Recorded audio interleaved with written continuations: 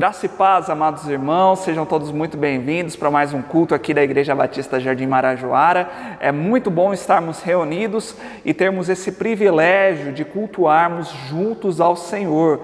Seja muito bem-vindo e eu quero te convidar a prestar um culto digno ao Senhor. Ele merece a nossa reverência, a nossa adoração, o nosso culto, né? Então, vamos ter um momento agora de oração, para você fechar os seus olhos aí da sua casa, de onde você estiver, orar mesmo, fazer a sua oração individual para o Senhor e logo mais então nós retornaremos para cantarmos juntos, meditarmos na palavra do Senhor e orarmos também juntos aqui nesse culto.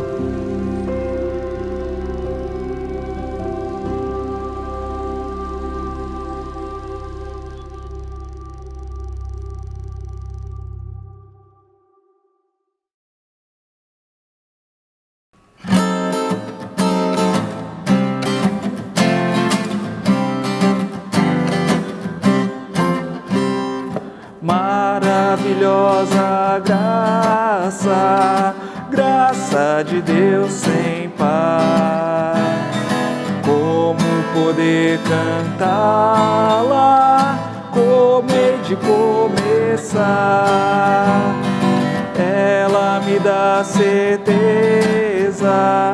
e vivo com firmeza pela maravilhosa graça de Jesus.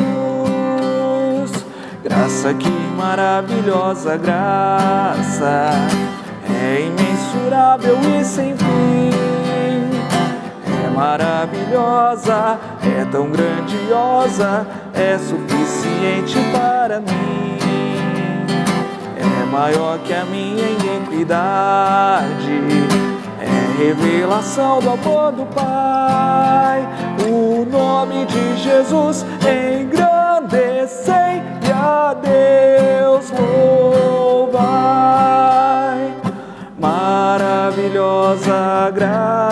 graça, traz vida perena.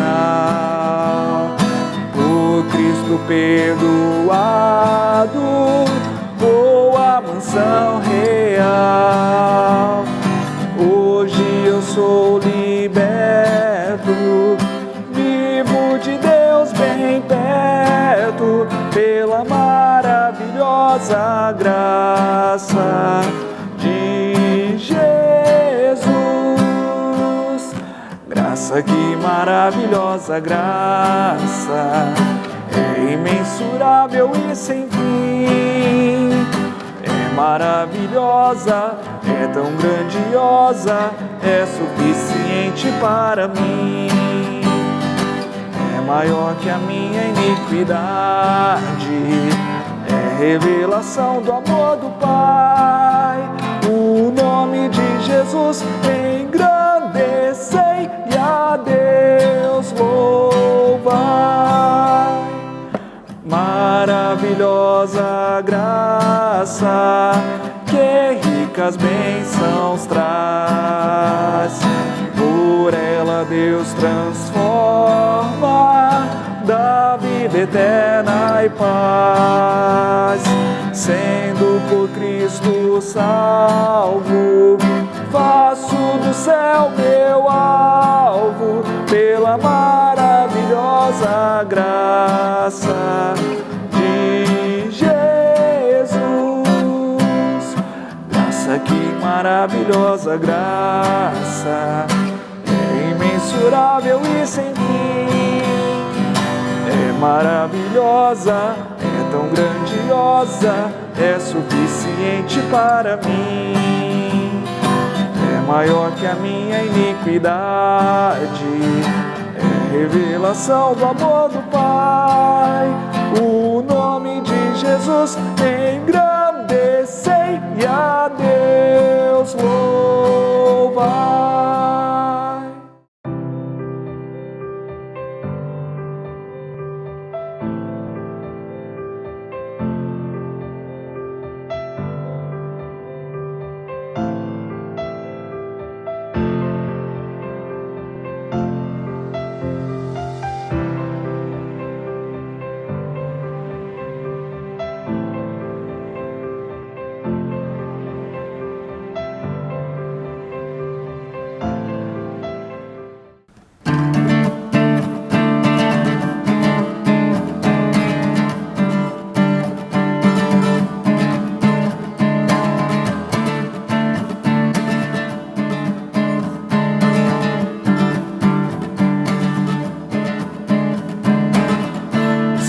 Santo, poderoso, querem que há de vir.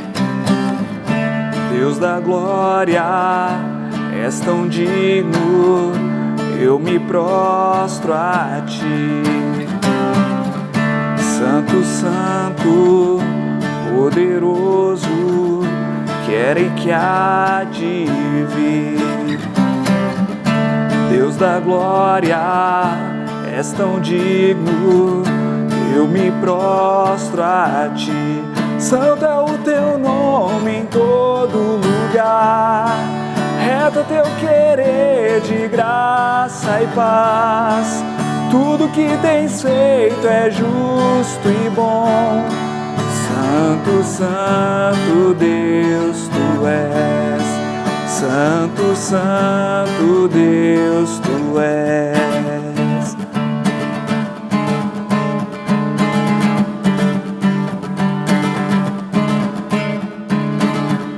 Santo, Santo, poderoso, querem que há de vir. Deus da glória, és tão digno, eu me prostro a ti. Santo, Santo, poderoso, querem que há de vir. Deus da glória, és tão digno, eu me prostro a ti. Santo é o teu nome em todo lugar, reto é teu querer de graça e paz. Tudo que tens feito é justo e bom. Santo, Santo Deus, tu és. Santo é o teu nome em todo lugar. Reto é teu querer de graça e paz. Tudo que tens feito é justo e bom. Santo, Santo Deus, tu és. Santo, Santo Deus, tu és. A honra, a glória pertencem a ti. O poder e o saber são teus. A honra, a glória pertencem a ti. O poder e o saber são teus. Santo é o teu nome em todo lugar. Reto é teu querer de graça e paz. Tudo que tens feito é justo e bom. Santo, Santo Deus, tu és. Santo é o teu nome em todo lugar. Reto é teu querer de graça e paz. Tudo que tens feito é justo e bom. Santo, Santo Deus, tu és. Santo, Santo Deus, tu és.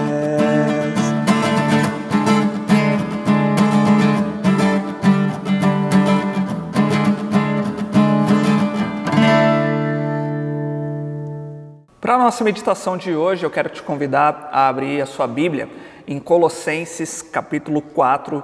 Nós vamos hoje encerrar a nossa série por essa carta aos Colossenses, né? Temos aprendido muito com o Senhor a respeito dele mesmo, né? A respeito da figura de Jesus Cristo, da sua supremacia, de que Ele reina sobre tudo e Ele está em todos nós também, né? Naqueles a quem Ele salvou, e qual que é o propósito dele para a igreja, para os salvos, né? Temos aprendido muito a respeito disso. Hoje nós vamos ler então do versículo 2 até o 18, né? Então do versículo 2 até o final, e vamos meditar então na última lição aqui que o apóstolo Paulo, inspirado pelo Espírito Santo, tem para nós. Diz assim a palavra de Deus: dediquem-se à oração, estejam alertas e sejam agradecidos. Ao mesmo tempo, orem também por nós, para que Deus abra uma porta para a nossa mensagem, a fim de que possamos proclamar o mistério de Cristo, pelo qual estou preso. Orem para que eu possa manifestá-lo abertamente, como me cumpre fazê-lo. Sejam sábios no procedimento para com os de fora.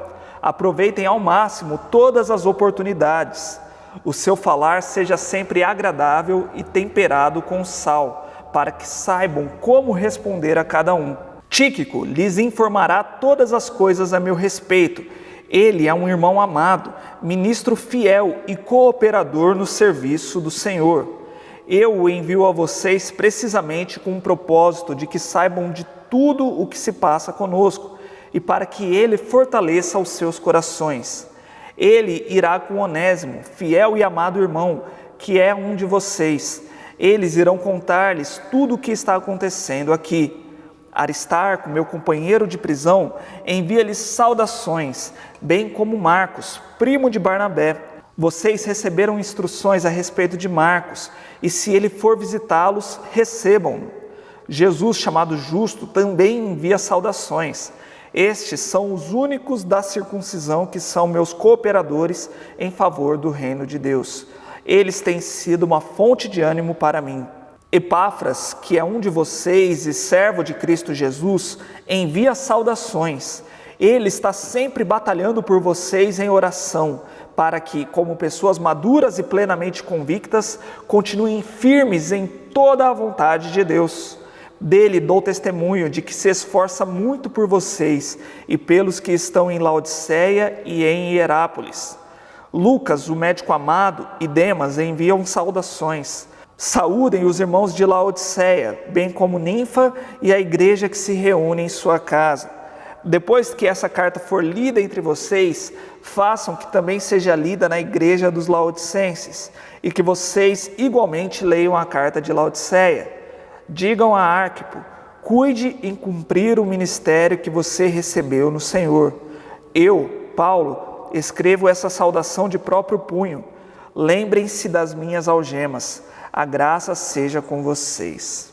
Nessa reta final aqui na carta aos Colossenses, o apóstolo Paulo vem trazer um ensinamento muito importante, não só para a igreja lá de Corinto, como também para todos nós cristãos ao longo dos anos e principalmente para nós cristãos dessa época, que estamos vivendo esses dias tão difíceis, os últimos dias, né? O ensinamento aqui desse trecho é: persevere, nós devemos perseverar. Mas o que é isso? Perseverar é uma qualidade daquela pessoa que persiste, que é firme, né? Que fica ali firme no seu propósito, aquela pessoa que tem constância nas suas ações, aquela pessoa que não desiste, mas que se mantém firme e fiel aos seus propósitos. E Paulo ele vem falar sobre isso para nós. Nós vamos ver aqui 3 áreas onde nós devemos perseverar. E a primeira área é perseverar na oração. E nós sabemos que a oração é uma tarefa muito importante, né?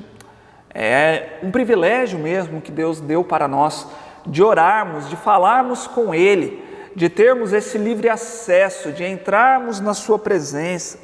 Eu tenho certeza que você sabe da importância da oração, de que é muito importante nós orarmos constantemente, né? Todos os dias e o dia todo, né? Na verdade, a Bíblia nos diz que nós devemos orar sem cessar, mas são poucas pessoas que realmente dão uma importância para essa tarefa. Não só uma importância nas nossas palavras ou naquilo que nós achamos, né? Não, orar é muito importante. Mas na nossa prática, quando nós olhamos ali a nossa agenda, quanto tempo do nosso dia nós dedicamos à oração? Né? Olha quanto tempo nós gastamos realizando tantas coisas, ou até mesmo assistindo TV, navegando pela internet, nas redes sociais, mas quanto tempo do nosso dia nós dedicamos à oração? Isso mostra se nós entendemos que a oração é importante ou não. Isso aqui é uma constatação muito forte para as nossas vidas. Nós precisamos sim orar muito, e Paulo diz aqui que nós devemos perseverar na oração, devemos nos dedicar à oração. A oração é uma expressão de fé que nós temos. Quando nós oramos, nós declaramos que temos um Deus e de que esse Deus nos ouve, e nós confiamos nele. Isso é muito importante. E o versículo 2 nos mostra que nós devemos orar sempre com ação de graças, ou seja, com o nosso coração agradecido, por sabermos que temos um Deus, de que esse Deus nos ouve, né? Sendo agradecidos por tudo que esse Deus já fez por nós e tendo a certeza de que Ele continuará agindo nas nossas vidas, de que Ele continua no controle, de que Ele não se esquece de nós. E só pelo fato de Ele estar ouvindo as nossas orações é um privilégio que deve nos fazer ser eternamente gratos a Ele. E é interessante nós vermos aqui então que Paulo, ele começou a carta aos Colossenses falando de oração com gratidão e também termina, né, falando de oração com gratidão. Vamos relembrar lá, Colossenses capítulo 1, versículo 3, ele diz: sempre agradecemos a Deus, o Pai de nosso Senhor Jesus Cristo, quando oramos por vocês. Então fica claro aqui que a oração, ela é fundamental, ela é necessária para todos os cristãos. Como eu já disse, né, nos capítulos aqui 3 e 4, Paulo ele vem trazer uma parte mais prática do seu ensino dessa carta. Os primeiros 2 capítulos aqui são mais teóricos, né? São de muitos ensinamentos. E no 3 e 4, Paulo vem nos falar como colocar todo esse ensinamento em prática. Qual é a diferença que esse ensino teórico deve promover nas nossas vidas? O que é isso que nós precisamos ter? E é interessante nós vermos que a oração é fundamental para a nossa vida prática, para a prática do Evangelho nas nossas vidas. Então é uma atividade essencial para nós nos dedicarmos em falar com o Senhor, nos dedicarmos em desenvolvermos um relacionamento profundo com o Senhor, de intimidade com Ele, de aprendermos a reservar aquele tempo de qualidade a sós com Deus, né? Se eu tenho, né, a minha esposa, ela exige de mim um tempo de qualidade. Nós precisamos desse momento para desenvolver o nosso relacionamento, a nossa intimidade. Quanto mais ainda o nosso Deus, nós precisamos ter relacionamento com o nosso Senhor. Com qualquer pessoa que nós queremos ter relacionamento, nós vamos investir tempo, né? Eu conheço alguém, eu gosto muito daquela pessoa, eu quero desenvolver uma amizade com ela. O que eu vou fazer? Eu vou procurar passar mais tempo com ela, né? Quando for possível, né, nós vamos sair juntos, nós vamos comer uma pizza junto, eu vou na casa dessa pessoa, essa pessoa vem na minha casa, nós passamos tempo junto. Com Deus é assim também, nós precisamos passar tempo junto com Deus, conversar com Deus. Por isso a importância aqui da oração, de nós dedicarmos um tempo para a oração. E um outro ensinamento aqui, nessa perseverança da oração, é que nós precisamos aprender também a pedir oração para os outros. Nós precisamos aprender a abrir a nossa vida também para os outros, né? No versículo 3, nós vemos que Paulo, ele não tem vergonha aqui de pedir que a igreja ore por ele, que os irmãos estejam orando por ele, mesmo em uma situação tão difícil que ele estava passando como a prisão dele. Ele não tem vergonha de dizer que estava preso, mas ele ainda pede que a igreja esteja orando por ele e pelo ministério dele. Paulo era um grande homem de Deus, né? Um apóstolo, né? Um homem assim notável mesmo. E mesmo esse homem tão forte, né, aos nossos olhos, né, tão poderoso, que foi usado tanto por Deus, né? Ele estava ali se humilhando e pedindo oração, né? Ele sabia que o seu ministério era sustentado pela oração dos seus irmãos. Paulo sabia que a oração é um recurso essencial para as pessoas fracas. Mas quem é cristão verdadeiramente vai entender que nós somos pobres de espírito, nós somos fracos. E qualquer tipo de força que nós podemos ter só vem de Deus. E nós só vamos ter acesso àquilo que Deus nos dá através da oração. O Senhor instituiu a oração. O Senhor colocou a oração como uma ferramenta para nós buscarmos a Ele e Ele nos responder com as suas bênçãos, com a sua força, com o ânimo que Ele tem para nos dar. Então, meus irmãos, nós temos que aprender a compartilhar também as nossas dificuldades e devemos aprender a pedir ajuda aos outros em oração. Um outro ensino claro aqui também é que nós devemos aprender a orar por aquelas pessoas que nos lideram, né? Pelos líderes da igreja, pelos pastores, pelos missionários, pessoas que estão tão envolvidas com o ministério da palavra de Deus, aqueles que são chamados por Deus para pregar a palavra, se envolvem em grandes lutas, grandes guerras espirituais, são alvo de muitos ataques malignos mesmo, para fazer desanimar, para fazer cair no pecado, né?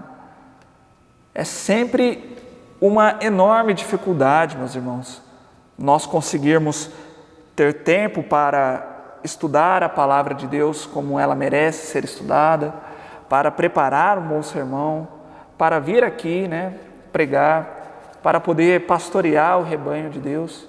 Sempre vão surgindo muitas e muitas dificuldades para buscar atrapalhar.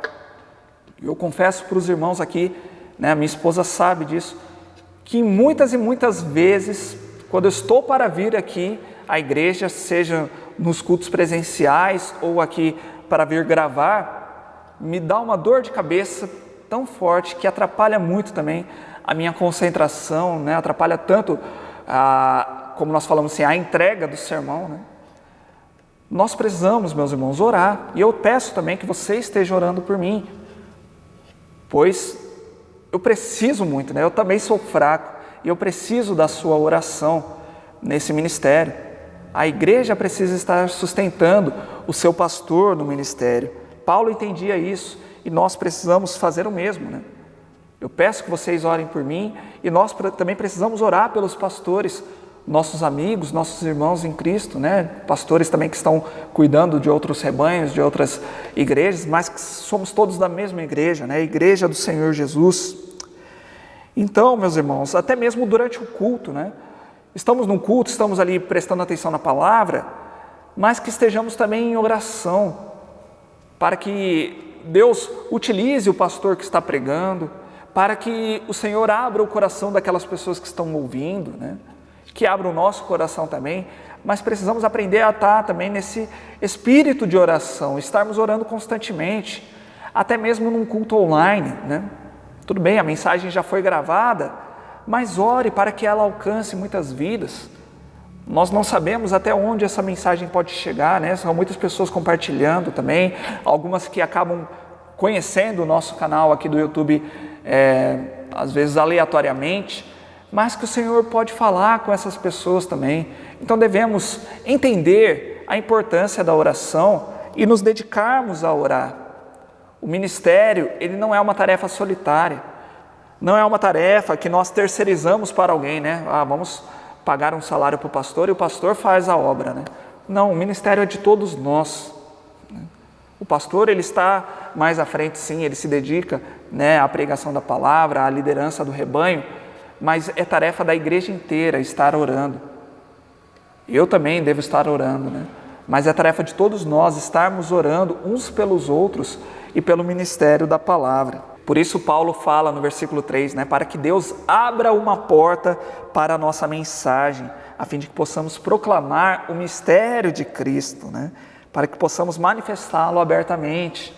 Devemos orar, sim, então, pelo ministério e orar uns pelos outros. Devemos perseverar na oração. A segunda área que nós devemos perseverar é perseverar no testemunho. Os versículos 5 e 6 dizem: sejam sábios no procedimento para com os de fora, aproveitem ao máximo todas as oportunidades, o seu falar seja sempre agradável e temperado com sal, para que saibam como responder a cada um. O que Paulo está nos ensinando aqui é que a função de pregar a palavra de Deus não era apenas de Paulo e não é somente dos pastores e dos missionários.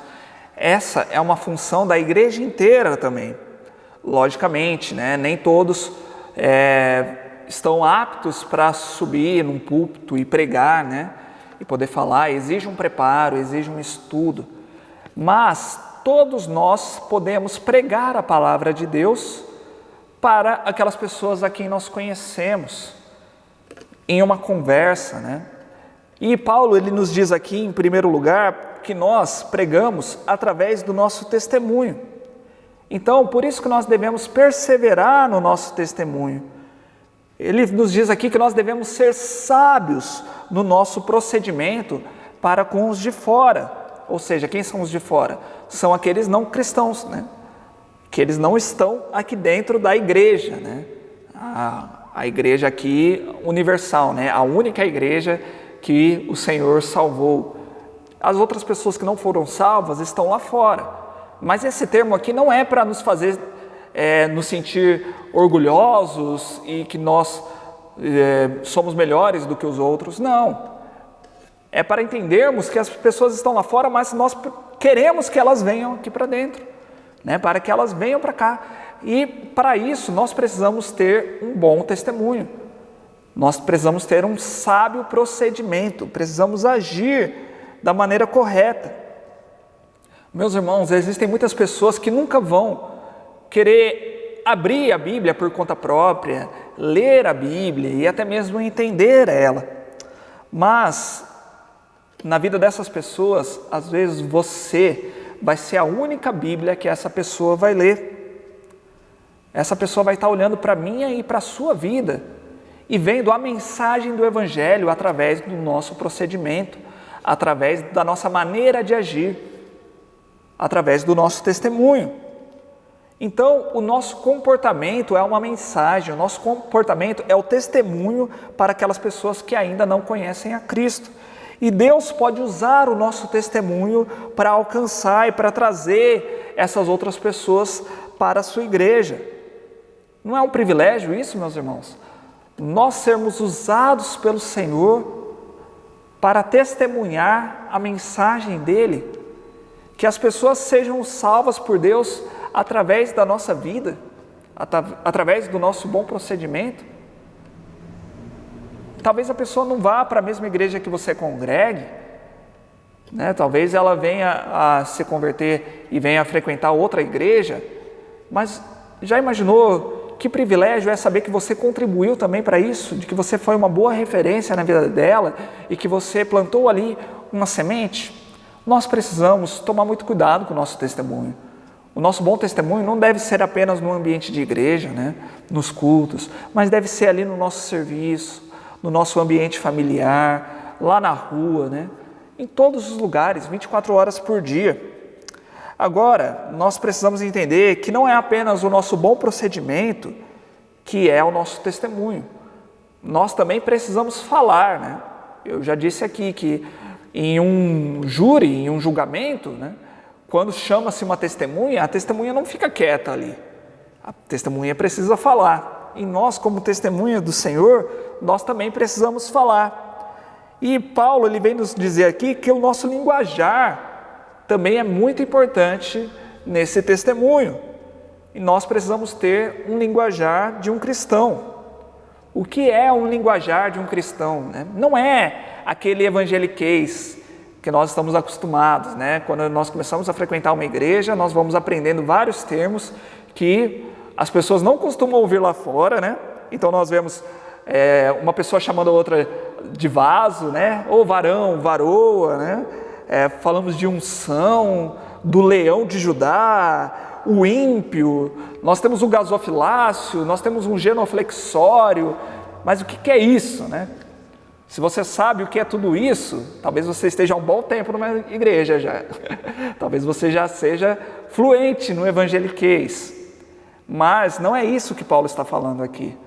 Paulo não está falando que nós precisamos aprender todos os termos técnicos aqui, né, que nós geralmente usamos dentro de uma igreja. Eu não estou falando que é certo, que é errado aqui, tá bom? Embora seja muito importante nós termos uma comunicação bem clara com as outras pessoas para que elas não estranhem aquilo que nós temos a dizer. Mas o que ele está falando é que a nossa palavra, ela deve ser agradável. Nós precisamos tomar muito cuidado com as nossas palavras e aprender a ser gentil com as pessoas através da nossa fala. Isso é muito importante, meus irmãos. Eu vejo em muitas igrejas um ar muito hostil também, né? Logicamente, nós devemos ser hostis com o pecado, né? Nós devemos ser agressivos sim com o pecado e mostrar que Deus não se agrada do pecado. Mas precisamos mostrar também a gentileza da graça de Deus, de que Deus, Ele é amoroso, Ele não aceita o pecado, mas Ele está disposto a mudar a vida do pecador. E Paulo nos diz aqui que nós precisamos temperar a nossa palavra com sal. O que significa isso, né? Quando nós vamos cozinhar e chega a hora de salgar, nós não pegamos o sal e jogamos ali de qualquer jeito, né? A não ser que você tenha muita experiência, né, para poder acertar dessa forma. Mas se você não olhar bem a quantidade de sal que você está colocando, a sua comida pode ficar ou salgada, né, demais, ou sem sal, né? Talvez ela fique insossa. E as duas formas são ruins. O melhor é o equilíbrio, né? Que o sal fique ali na medida certa, para que a comida então fique saborosa e nós possamos então desfrutar daquela bela refeição. E a nossa palavra deve ser assim também. Nós devemos escolher cuidadosamente, né, as nossas palavras. Aprender a pensar 2 ou 3 vezes aquilo que nós vamos falar. Não sair falando assim, né? Deu vontade, eu falo. Não pode ser assim. Se for assim, nós vamos acabar pecando demais, né? Provérbios fala muito sobre o uso das nossas palavras. Ele diz que o sábio, ele sabe escolher bem as suas palavras. O sábio, ele fala pouco. Mas Provérbios diz que existe pecado no muito falar, né? Então quem fala demais acaba pecando, né? Como diz aquele provérbio, né, tão conhecido, né? Quem fala demais dá bom dia a cavalo, né? Quem fala demais acaba errando. Mas Salomão nos diz lá em Provérbios que aquele que é sábio, a sua língua é como uma prata escolhida, ou seja, ela é valorosa. Então precisamos aprender a cuidar da nossa palavra também, da nossa língua, né? Então devemos perseverar no nosso testemunho, na maneira como nós agimos e na forma como nós falamos também com as pessoas. E até na internet, né? A forma como nós digitamos ali, né? Seja no teclado, seja no celular, mas aquilo que nós estamos transmitindo também. Que as nossas palavras sejam temperadas com sal. Na sequência do texto, dos versículos 7 ao 14, Paulo vai citar aqui várias pessoas, né, que estão mandando saudações, ou vai mandar saudações também, né, para outras pessoas. Mas é interessante que nesse momento ele também fala do bom testemunho de algumas pessoas que estão cooperando com ele na pregação do Evangelho, mostrando mais uma vez que o ministério do Evangelho não é para uma pessoa só. Deus nos colocou em um ambiente de igreja, Deus nos salva para vivermos em comunhão. Não existe carreira solo no cristianismo. Nós precisamos uns dos outros. Então Paulo vai falar aqui de Tíquico, Onésimo, de Aristarco, Marcos, vai falar aqui de Jesus, mas não é o nosso Salvador Jesus Cristo, né? Era um Jesus conhecido como o justo, né? Nós não temos muita informação sobre ele, mas nós podemos ver aqui que foi um homem também que cooperou com o Evangelho. Nós vemos Paulo aqui falando sobre Epáfras, que nós vamos falar um pouquinho mais sobre ele daqui a pouco, e Lucas também, né? Um médico amado que acompanhou Paulo muito na sua viagem missionária, cuidava de Paulo e era um historiador também, né? Escreveu o Evangelho segundo Lucas e escreveu também o livro de Atos dos Apóstolos, né? E a terceira área que nós vemos aqui é que nós devemos perseverar no ministério. Os versículos 12, 17 e 18 dizem assim: Epáfras, que é um de vocês e servo de Cristo Jesus, envia saudações.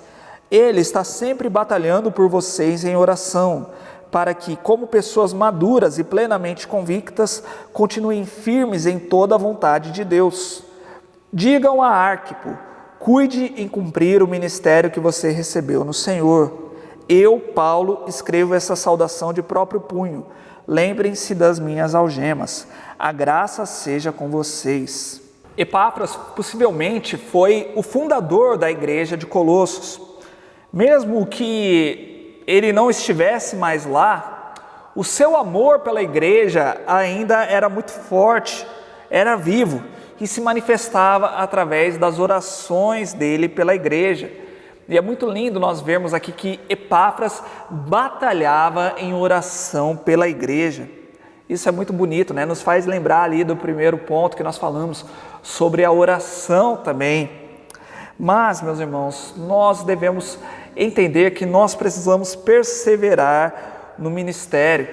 O versículo 12 aqui nos fala que o desejo de Epáfras, e não é só um desejo de Epáfras, mas também do nosso Senhor Jesus Cristo, é que a igreja seja composta de pessoas maduras, de pessoas plenamente convictas e que permaneçam firmes em toda a vontade de Deus. Esse é o nosso ministério, meus irmãos.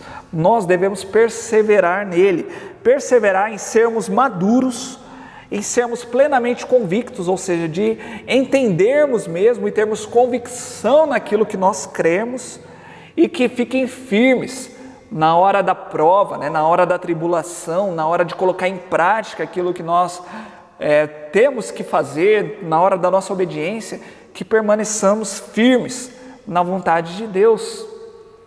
E você sabe qual é a vontade de Deus para a sua vida?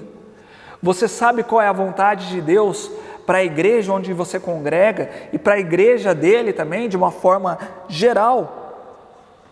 Nós devemos permanecer firmes, meus irmãos. Permanecer firmes na vontade de Deus, naquilo que Deus quer para nós. Firmes nesse propósito. No versículo 17, Paulo cita Arquipo aqui, né, que era o líder ali da igreja. E ele vem dizer que o ministério ali não era de Arquipo, mas era um ministério do Senhor, e o Senhor entregou esse ministério para Arquipo.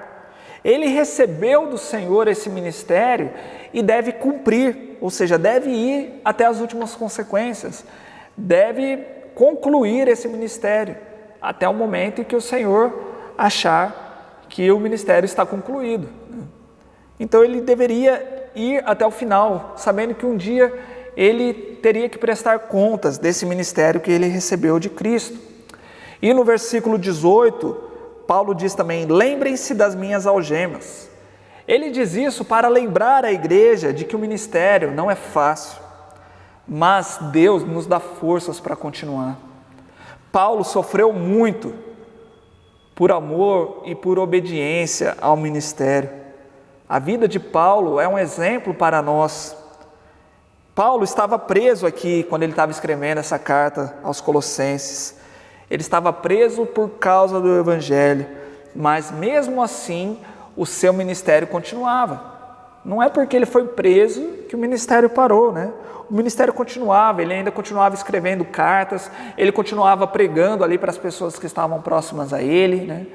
Ele tinha essa possibilidade de receber visitas e ele orientava também as pessoas, e muitas pessoas foram abençoadas, mesmo nesse momento de prisão, mesmo nesse momento de algemas de Paulo. E nós fomos abençoados também, né? Quantas cartas Paulo pôde escrever nessa prisão. Então nós precisamos lembrar, meus irmãos, que precisamos perseverar no ministério. A luta, ela pode ser difícil, mas olha a maneira como Paulo termina essa carta. Ele diz: a graça seja com vocês. Ou seja, nós podemos contar com a presença de Deus, com esse presente maravilhoso, né? O presente é a própria presença de Deus. Nós não merecíamos estar na presença de Deus e ter o Senhor presente em nossas vidas, isso é graça. Nós não merecíamos ser abençoados por Deus e ter a força dEle, né, e sermos revigorados e animados por Ele, isso é graça. Nós não merecíamos, mas Ele prometeu estar conosco todos os dias da nossa vida até a consumação dos séculos. Isso é graça, e a graça está conosco, é ela que nos acompanha, é ela que nos fortalece, é ela que nos sustenta, é ela que nos capacita para exercer o ministério que o Senhor colocou nas nossas mãos, igreja. Nós precisamos entender isso, meus irmãos. Nesses dias tão difíceis que nós estamos vivendo, nós não podemos nos esquecer do nosso ministério. Nós fomos chamados para ser sal e luz nesse mundo, para fazer a diferença, meus irmãos. Nesse mundo que está em podridão, o sal, ele deve fazer a diferença. Nesse mundo que está em trevas, nesse mundo que está desesperado, nós somos chamados para ser luz, uma luz de esperança, uma luz que traz então a presença do Senhor para esse mundo, para tantas vidas que estão desesperadas na perdição. Nós precisamos perseverar no nosso ministério, meus irmãos. Nós precisamos entender que nós temos à nossa disposição tudo aquilo que nós precisamos para sermos completos. Essa é a briga aqui de Paulo nessa carta, né? Lembra que nós falamos tanto sobre vários e vários ensinamentos, filosofias, religiosidades que queriam entrar? Paulo vem dizer, vocês não precisam de nada disso, vocês só precisam de Cristo. E não é só no sentido de falar que Cristo é pouco e é só isso, não. Cristo, Ele é tudo, mas nós não precisamos de nada além de Cristo. Nada fora de Cristo, porque em Cristo nós já temos a plenitude de vida. Cristo nos aperfeiçoa para sermos completos. Nós vimos que a plenitude de Deus está em Cristo. E Cristo, Ele é supremo sobre tudo. E nós só precisamos dEle.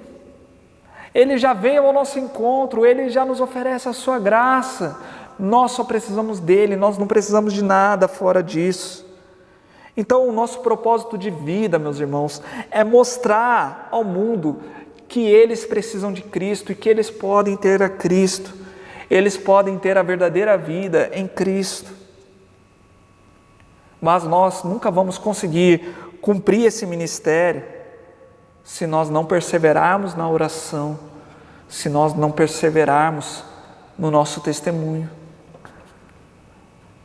Isso vai nos capacitar para perseverarmos nesse ministério que o Senhor colocou nas nossas mãos.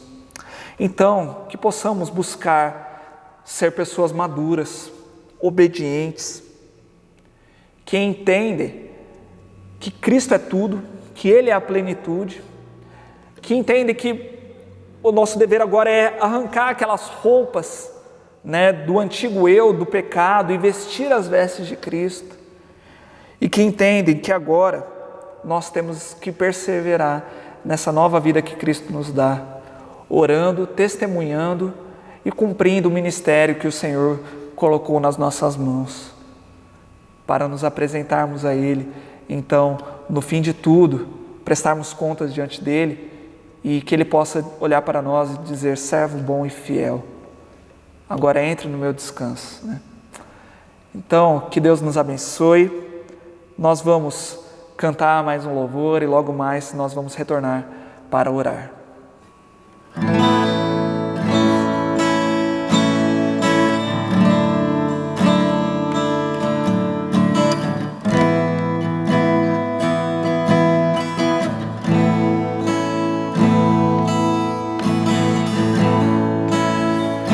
Perto quero estar,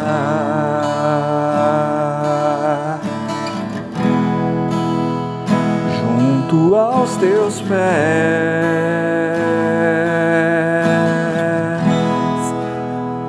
pois prazer maior não há que me render e te adorar.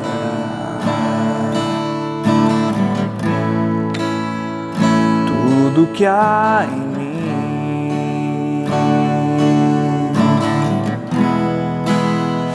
quero te ofertar,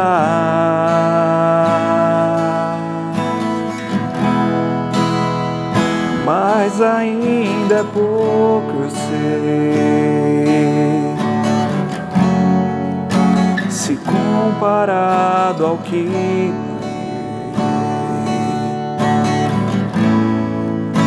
não sou apenas servo, seu amigo me tornei.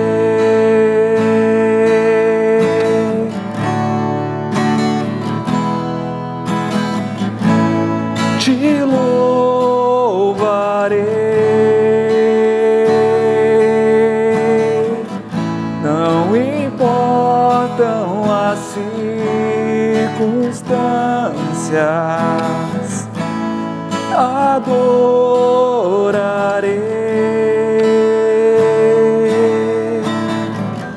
somente a ti, Jesus.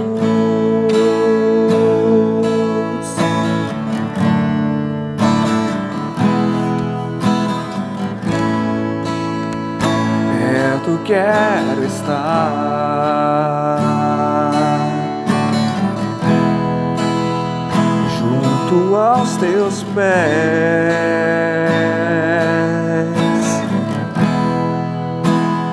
pois Deus, prazer maior não há que me render e te adorar.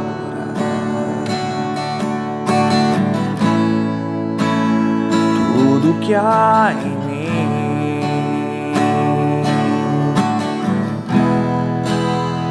quero te ofertar,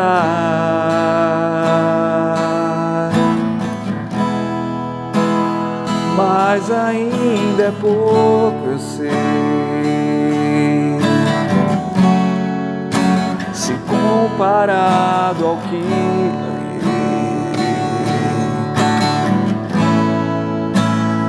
sou apenas servo, seu amigo me tornei.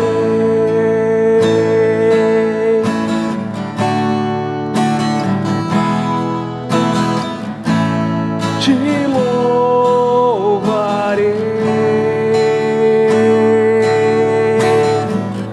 não importam as circunstâncias, adorarei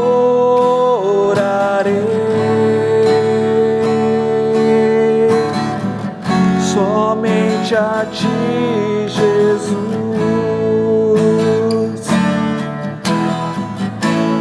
Te louvarei, não importam as circunstâncias, adorarei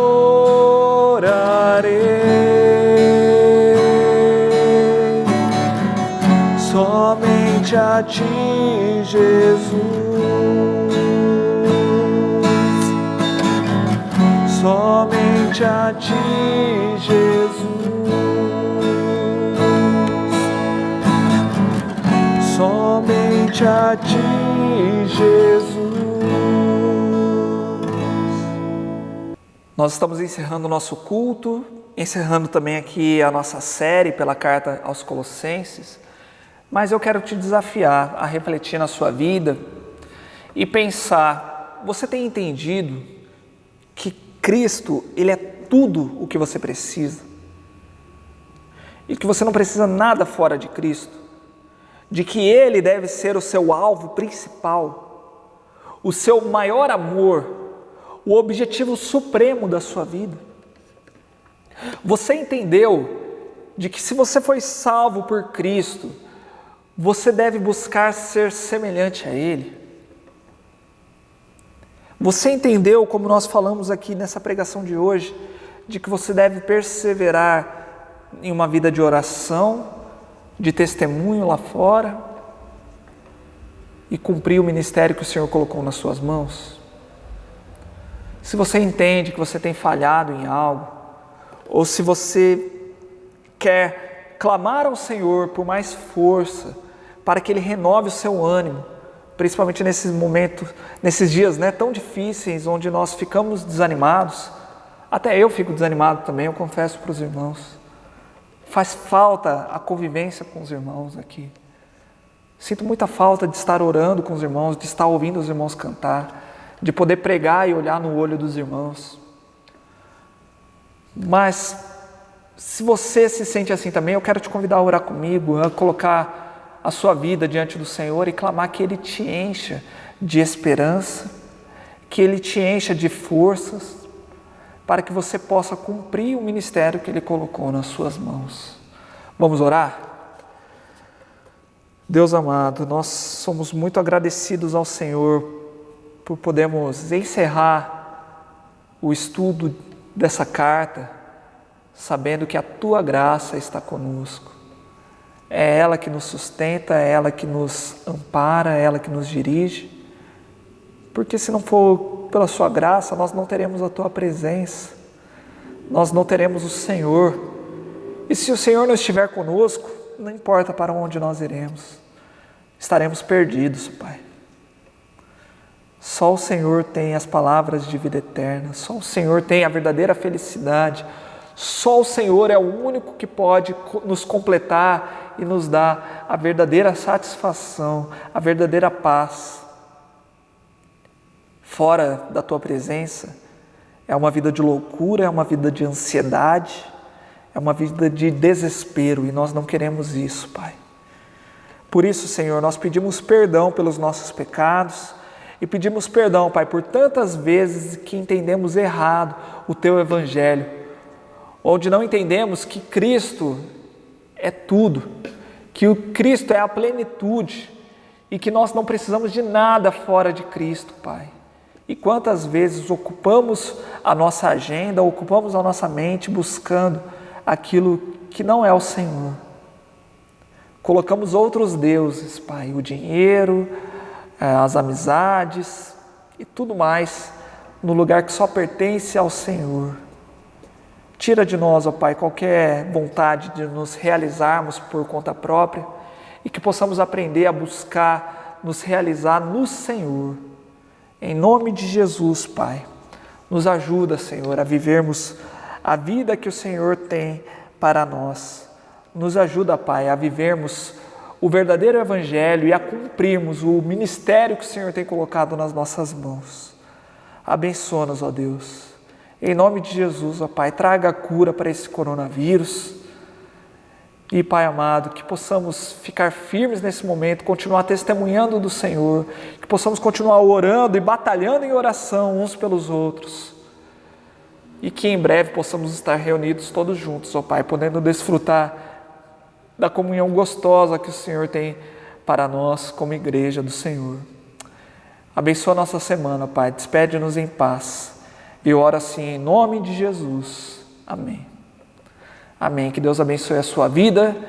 Tenha uma excelente semana abençoada pelo Senhor.